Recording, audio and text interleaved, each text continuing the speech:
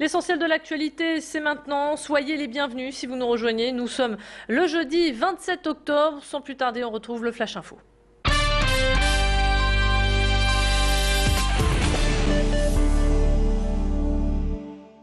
L'affaire Carlton continue d'agiter la métropole lilloise. Un deuxième haut fonctionnaire a été placé en garde à vue et relâché jeudi après-midi par la police des polices. Il s'agit de Jean-Claude Menot, le directeur de la sécurité publique du Nord. Les enquêteurs se penchent sur l'un de ses voyages à Washington où il aurait rencontré Dominique Strauss-Kahn. Il est soupçonné d'avoir été informé des parties fines organisées là-bas et d'avoir fermé les yeux sur ces faits. Une situation compliquée pour la police de Lille qui souffre aujourd'hui de quelques conflits internes. L'ambiance est pas au beau fixe, entre les services notamment, entre le service de la police judiciaire et la sécurité publique. Il y a une ambiance délétère, il y a des tensions. Certains policiers continuent à manifester leur soutien envers leur chef, notamment Jean-Christophe Lagarde.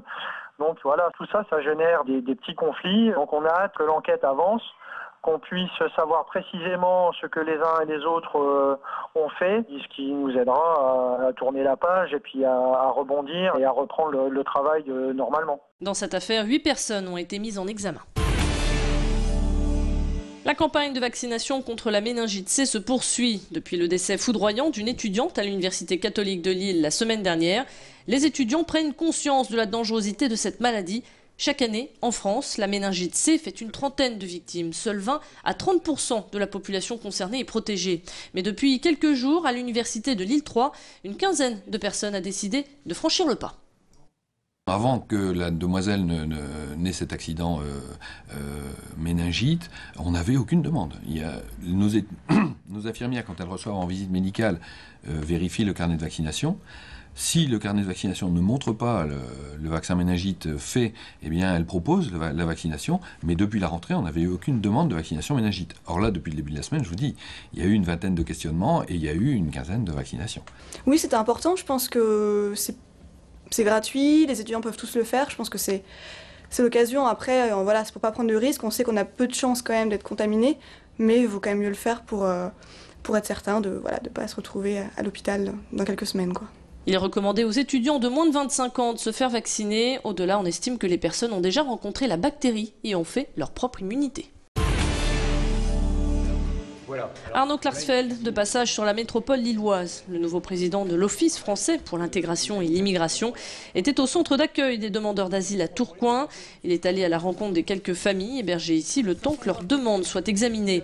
L'occasion pour nous de lui demander son avis sur la création de 5 nouveaux villages d'insertion rome sur la métropole lilloise, une initiative voulue par Martine Aubry. Pour l'ancien avocat, il ne faut pas que cette initiative encourage d'autres personnes à venir sur le territoire français. On l'écoute au micro de Tanguy Lécluse. Il ne faut pas non plus que ce soit un appel d'air pour que d'autres arrivent, parce que de toute manière, il n'y a pas assez de place pour loger tous ceux qui voudraient venir en France. En fonction des résultats, est-ce que les Roms s'intègrent ou ne s'intègrent pas? Est-ce qu'ils envoient leurs enfants à l'école ou est-ce qu'ils ne les envoient pas? Est-ce que c'est mieux qu'ils s'intègrent ici ou est-ce qu'ils s'intègrent en Roumanie? Tout ça était bien compliqué. 4 jours après le séisme qui a secoué l'est de la Turquie, le dernier bilan fait état de 534 morts. Sur la métropole lilloise, la communauté turque suit les dernières nouvelles de très près, à l'image de ce bijoutier de la rue de la Clé à Lille. Ce commerçant lillois constate une forte mobilisation de la part des associations pour venir en aide aux sinistrés, avec l'installation de tentes et l'organisation de téléthons pour recueillir des fonds. Selon lui, ce nouveau drame aurait pu être évité grâce à des constructions plus solides, conformes aux normes sismiques. On accepte plus difficilement maintenant qu'il puisse y avoir encore des victimes de tremblements de terre parce qu'on a les moyens aujourd'hui quand même de pas prévoir, mais au moins de contrecarrer les effets négatifs. Mais il reste quand même toujours des bâtiments qui datent depuis plusieurs décennies qui ne sont pas tout à fait conformes quand même contre surtout des tremblements de terre de grande magnitude. Sur place, la météo complique la situation. Des milliers de sans-abri vont devoir lutter contre des chutes de neige qui sont attendues sur la région dans les prochains jours. Situation inquiétante pour les hôpitaux de la région. D'après le syndicat Sud, 10 établissements auraient contracté plus de 26,7 millions d'euros de dettes dues aux emprunts toxiques.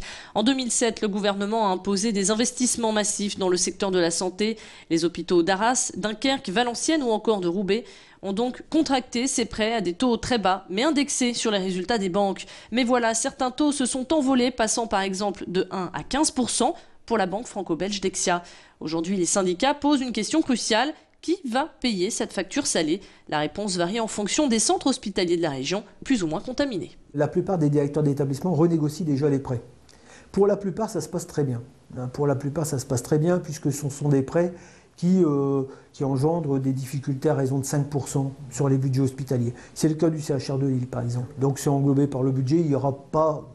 Normalement, il n'y aura pas de perte d'emploi, ou en tout cas pas d'emploi menacé. Par contre, pour des établissements type Arras, la question se pose. 70% d'emprunts toxiques, une dette de 4 millions d'euros pendant 27 ans, sur un établissement qui n'est pas non plus un établissement phare, c'est pas le CHR de Lille. Et ce mardi, le Parlement français a donné son feu vert au processus de démantèlement de la banque Dexia. Mauvaise nouvelle, le chômage continue de grimper. Les derniers résultats pour le mois de septembre font part d'une hausse de 0,3% dans le Nord, 0,6% dans le Nord-Pas-de-Calais et 0,7% au national. Aucune catégorie d'âge n'est épargnée. Les chômeurs de très longue durée sont les plus nombreux. Belle opération mercredi soir pour le LOSC. Les nordistes se sont qualifiés pour les quarts de finale de la Coupe de la Ligue en battant Sedan 3-1. Les Lillois seront opposés aux Lyonnais. C'est la fin de cette édition. Merci de nous avoir regardés. On se retrouve maintenant pour votre météo.